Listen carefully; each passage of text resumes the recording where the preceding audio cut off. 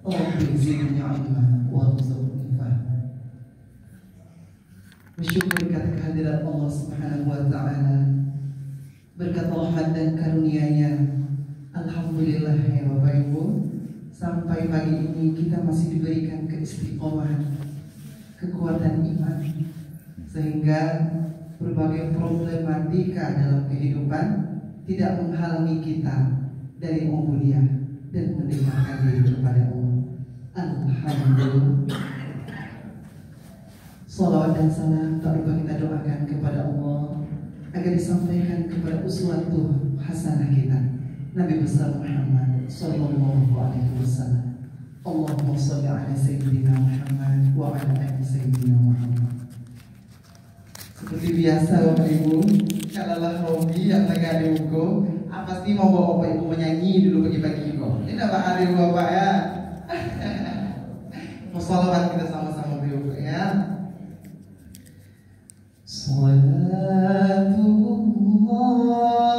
salamullah ala Taha Rasulillah.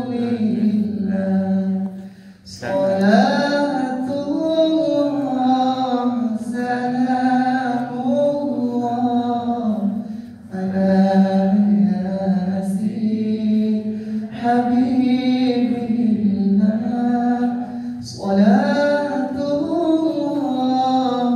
salamullah ala yasin habibillah. Semoga kita menjadi umat Nabi nanti yang mendapat syafaat. Amin Allah. Bapak Ibu, karena Ustaz kita yang asli tidak hadir, Ustaz biasa, tak ada Pak Asli akan bang sehat lah yang maju ya Bapak Ibu ya.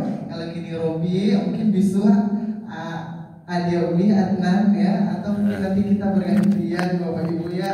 Tapi tidak ada bermaksud untuk menceramai Bapak Ibu. Selain mengingatkan diri Robi dan kita bersama menuju mendekatkan diri kepada Allah agar lebih baik lagi. Amin. Bapak Ibu yang mulia, kita hanya mengulang haji ya Bapak Ibu. Kita sering mendengar sebuah hadis dari Rasulullah SAW. Nabi akan coba bacakan kembali dan kita kembali mengulang tentang pemahaman hadis ini. Ada sebuah hadis sahih Bapak Ibu.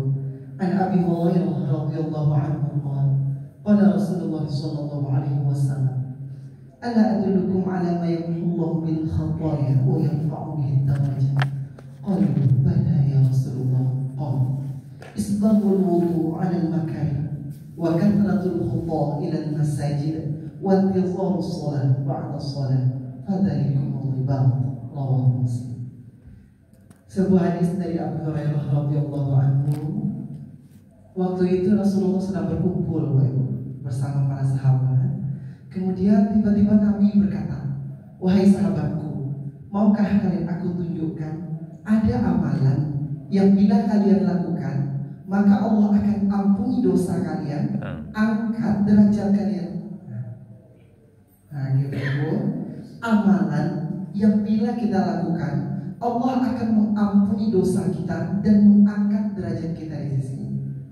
Tentu ya Rasulullah, kami ingin tahu, kata sahabat, apa itu ya Rasul? Pertama, isbagul wudu' 'alal makarih, sempurnakan wudu dari yang makruh.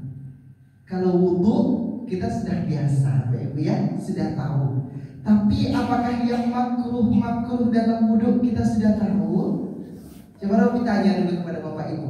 Kalau makruh ada beberapa hukum dalam fikih. Ada wajib, ya Bapak Ibu ya. Kalau wajib kita karajuan Bapak Halu, kita tinggalkan dosa ya Bapak Ibu ya, batal ibadah kita. Ada sunnah kalau kita lakukan Bapak Halu tinggal, bukan tak berdosa, merugi Bu, merugi, bukan tak berdosa, merugi. Nah itu sunnah tuh. Nah, ada haram di karajuan berdosa ditinggal Bapak Halu Bu, ditinggal. Maksudnya kayak Bapak Ibu ke hotel bintang, dia makan pagi katanya. Di hotel itu ada berbagai makanan, ada ayam, ada babi, Itu Bapak Ibu ambil iko ada babi Bapak Ibu lewatkan, Bapak ambil sayur sudah itu. Itu pahala yang Bapak Ibu lakukan. Meninggalkan yang haram di antara yang ada di hadapan kita. Itu pahala tuh Bapak Ibu. Nah ya.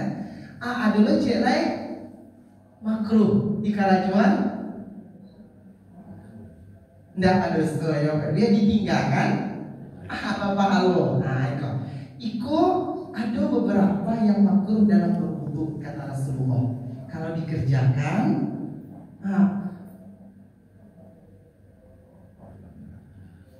kalau karajuan gitu Bapak Ibu ya, badoso indah, badoso indah, tapi rugi wah gitu Bapak Ibu. Sebab kalau tinggal terlebih halo gitu Pak. Maaf Bapak Ibu di sini bisa masuk Minang sadonya kan? Ada yang tidak ya Ibu ya, maafkan Robi. Sekali lagi, ada beberapa yang dalam wudu hukumnya makruh. Kalau kita kerjakan, rugi kita makruh. Tapi kalau kita tinggalkan, dapat pahala. Apa tuh Bi? Maaf Bapak Ibu, talantuang kanaya, tasingguang katurun, tasingguang kanaya, talantuang katurun. Kalau ada kita masih melakukan ini dengan Bismillah kita berubah. Nah, pertama yang makruh dalam berwudu, sambil berwudu bercakap-cakap, mengejek sambil berwudu. Ibu mau mau dua jalan dia tapi tadi bahaya ke pasar tadi bahaya. Itu pertama Bapak Ibu makruh. Yang kedua, meninggalkan yang sunnah-sunnah. Nah kalau berwudu kan ada yang wajib ya Bapak Ibu ya. Yang wajib diantaranya membasuh telapak tangan, membasuh muka sampai batas tumbuh rambut, membasuh tangan sampai siku, membasuh kulit kepala Bapak Ibu ya, dan rambut. Nah itu Bapak Ibu membagi ya tuh babusuan ke rambut itu sampai mengenai kulit kepala. Nah ya, dan terakhir membasuh kaki sampai mata kaki ya Bapak Ibu ya. Itu yang wajib.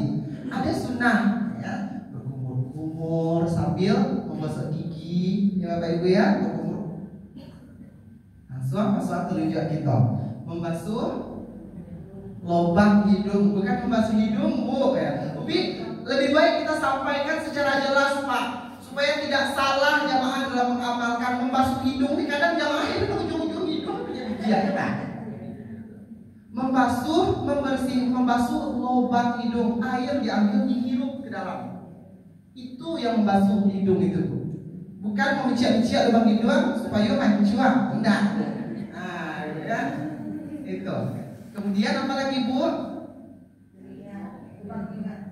Membasuh telinga, daun telinga ya, dimasukkan jari ke dalam lubang telinga, kemudian diurut dari bawah ke atas, dan disunahkan kata Nabi satu air dengan kepala.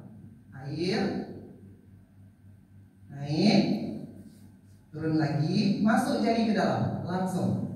Bukan kepala, lagi air telinga. Bukan Bu. Sekali air kepala langsung telinga. Seperti itu sunnahnya. Nah, yakin Bapak Ibu sudah tahu juga ya. Dan Bapak disunahkan. Ya sebenarnya wajibnya sekali ya Bapak. Wajibnya 3 kali itu untuk meyakinkan kita sudah betul-betul terlakukan. Tidak, kadang kita mengambil air itu membasuh muka karena kok sudah rasanya, tapi ada sekete di situ yang melakukannya ya misalnya gitu ya. Nggak yakin kita ulang lagi maksimal sampai 3 kali. Nah itu. Tapi kalau Bapak Ibu merasa sekali saja sudah kena semua area wajib wudu itu sudah sah wudu. Tapi disunahkan 3 kali untuk meyakinkan. Sama juga dengan niat Bu. Ibu, Bapak niat ke masjid mau sholat subuh berjamaah. Dari rumah ingin itu, ya. Itu sudah niat Bu, sudah lepas wajib Bapak Ibu berniat. Tiba di masjid pas mau sholat, Bapak Ibu ulang lagi meyakinkan Allah. Itu memantapkan niat kata Imam Syafi'i. Nah, Bapak Ibu ya. Nah, ada beberapa kata-kata Nabi. Nah, yang wajib itu memang yang wajib. kalau wudhu ditinggalkan yang wajib batal. Tapi yang sunnah itu kalau ditinggalkan makruh hukumnya. Nah, jadi kalau dalam berwudhu Bapak Ibu, kalau air kita tidak terbatas, datang lagi hujan Bapak Ibu, yang tidak mesti paceklik semua karya, pada karya, aqua langka, Bapak Ibu, nah aduh ayo Pak ya mana ya gini gitu ya, ayo kalau bisa lakukanlah wudhu itu wajibnya, sunnahnya jangan tinggalkan, rugi. Tapi kalau emang air benar-benar kita sudah sholat istisqa di Pasaman kemarin coba ya, sholat istisqa sampai di sawah-sawah rata-rata dan tuh pada Tuhan saking kayanya gitu ya. Tapi alhamdulillah kita Allah masih. Nah itu yang kedua, meninggalkan sunnah wudhu. Yang pertama tadi apa Pak Ibu? Makruh wudhu sambil berwudhu berbicara. Nah, ya. Yang kedua, meninggalkan sunnah wudhu. Yang ketiga ini Bapak Ibu, wudhu dia mampu sebenarnya. Tetap tolong ke orang. Terus basuhan tangan apa cie? Jadi wudhuan tangan tuh dari kok katanya gitu. Sebenarnya sah wudhunya sah. Sah wudhu Bapak Ibu. Diwudhukan oleh orang gitu. Tapi selagi kita mampu, kita yang berwudhu sendiri. Yang kecuali Bapak Ibu ya, uzur atau sakit atau ketidakmampuan. Nah itu Allah berikan rukhsah atau keringanan. Namun apabila itu kita mampu sebenarnya, lakukan sendiri. Bapak Ibu yang mulia, itu beberapa di antara makruh wudhu yang kata Rasulullah, jika kamu kerjakan, Allah ampuni dosa. Allah angkat derajat. Bukankah Bapak Ibu sering mendengar orang berwudu itu seperti orang yang di sebelah rumahnya ada telaga, kemudian dia mandi setiap 5 kali sehari telaga itu. Bagaimana? Tentu mereka bersih ya. Seperti itulah orang yang berwudu. Kata Nabi. Begitu juga Nabi pernah bilang, apabila engkau berwudu, engkau basuh muka, maka dosa-dosa mata, dosa engkau berkumur-kumur, dosa-dosa lidah, dosa-dosa ucapan, Allah akan gugurkan bersama gugurnya air-air wudu engkau. Engkau membasuh tangan, engkau membasuh kaki, maka semua dosa-dosa kakimu, melangkah mungkin kemana berdosa kaki, Allah gugurkan melalui air wudu. Seperti itulah gambaran orang-orang yang senantiasa berwudu. Lalu lebih bagaimana? Kalau misalnya kami sholat maghrib tidak batal, ini tidak batal. Kemudian isya kami pakai juga untuk maghrib tadi, masih sah nih, masih. Tapi kalau Bapak Ibu mau lagi melakukan wudhu, ini pahala sendiri buat Bapak Ibu. Ada pahala tersendiri buat Bapak Ibu. Ingin banyak berwudhu. Nah, ini Bapak Ibu ya, banyak berwudhu. Walaupun tidak batal tadi, tapi Bapak Ibu ingin mendapatkan pahala wudhunya. Dapat. Bapak Ibu yang mulia, semoga yang tadi kedepannya bisa kita lebih perhatikan. Yang kedua, wakat latul khuta ilal masajid. Kata Nabi, amalan kedua yang bisa menghapus dosa maka kita adalah memperbanyak langkah ke masjid. Jadi ke masjid itu bukan hanya sholat, ke masjid itu bukan hanya pergi beribadah ubudiyah yang ritualitas, sholat, apalagi Bapak Ibu ya. Tapi ke masjid itu memperbanyak langkah ke masjid. Berbagai kegiatan lakukan di masjid. Kita ada musyawarah, kita ada pelatihan, kita ada pembinaan, kajian, ibu-ibu majelis taklim misalnya, atau kita ada mengadakan kegiatan-kegiatan, adakan di masjid, Pak. Adakan di masjid. Lagian sampai pengurus tidak membatasi. Masjid hanya tidak dilarang mengadakan ini di masjid. Tidak ada ya Pak ya. Silakan lakukan berbagai kegiatan di masjid. Tidak hanya waktu sholat saja, lakukanlah. Mau mengadakan kegiatan kita ada tahfiz ya, atau ada rapat-rapat ya, kegiatan pemuda, kegiatan adat, kegiatan apa, jadikanlah masjid ini sebagai sentral atau pusat berbagai kegiatan-kegiatan kita, baik kegiatan keagamaan, kegiatan kemasyarakatan, kegiatan sosial dan sebagainya. Jadikan masjid ini. Masjid ini masyarakatkan masjid dan masjidkan masyarakat. Nah ini, jadikan masjid ini kepunyaan kita bersama dan kita makmurkan masjid kita bersama-sama dengan berbagai kegiatan tanpa batas. Ya, itu kata Nabi, memperbanyak langkah ke masjid itu tidak hanya pergi sholat ke masjid, tidak hanya pergi kajian ke masjid, tapi lakukan berbagai kegiatan-kegiatan itu, lakukan di masjid. Maka hal yang seperti ini akan memancing ampunan Allah dan pengangkatan derajat. Yang terakhir kata Nabi, intizar sholat ba'da sholat, menunggu waktu sholat sesudah sholat. Maksudnya nih, apakah kami habis subuh ini sampai zuhur di masjid aja? Benar habis zuhur ke asar di masjid saja? Bukan, Bapak. Maksudnya itu adalah ada niat di hati, Pak. Saya setelah sholat subuh nanti mendengar ceramah, kemudian membaca Al-Quran atau berzikir ya sampai syuruk, sholat syuruk, karena masih ada luang waktu ya Bapak Ibu ya, akan tua segala macam ya. Pokoknya saya ke masjid. Setelah itu saya niatkan di hati, nanti zuhur saya kembali ke masjid itu. Setelah zuhur berzikir, berdoa, baca Al-Quran, dan ada lagi kesibukan, ya Allah, aku meninggalkan masjid berniat untuk kembali ke asar ke makmumnya lagi. Intizar sholat ba'da sholat itu menunggu waktu sholat sesudah sholat dengan melakukan berbagai kegiatan positif dan berniat kepada Allah untuk kembali ke rumahnya ini, untuk kembali menemuinya di waktu-waktu sholat. Apapun kesibukan tidak menghalanginya. Itu maksudnya intizar sholat ba'da sholat, menunggu waktu sholat sesudah sholat. Hadis ini diriwayatkan oleh Imam Muslim, Bapak Ibu, salah satu hadis yang sahih bisa kita pegang. Hadis itu ada beberapa, Bu. Ada juga hadis palsu, Pak, Bu. Hadis dibuat-buat, ada orang hadis kok dikeci aja Nabi ngece gitu. Hadis palsu. Nanti mungkin kita akan coba juga membahas. Ubi suka pembahasan yang ekstrim, kok gitu.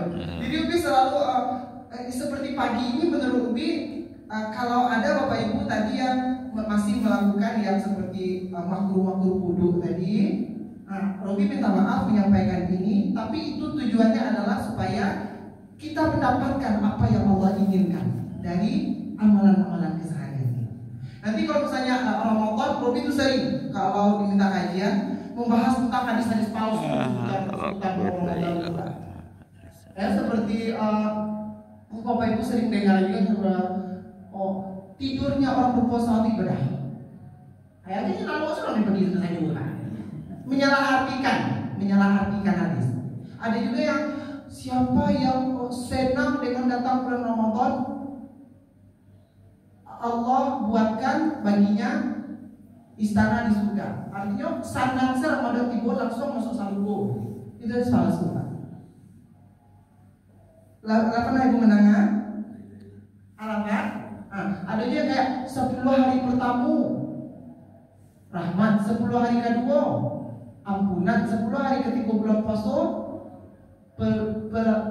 pembebasan dari neraka. Karena ibu menengah itu udah 10 kilo.